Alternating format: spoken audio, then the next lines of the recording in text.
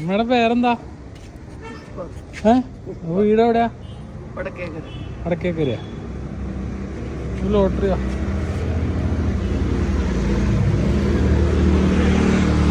അമ്പതിൻ്റെയാണോ?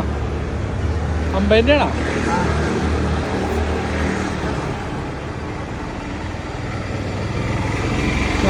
വേണ്ട,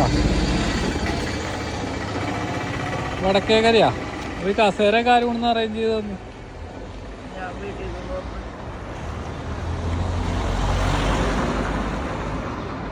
ഇത്ര ഉള്ള ലോട്ടറി തീർന്നാ? അത് വെച്ചോ.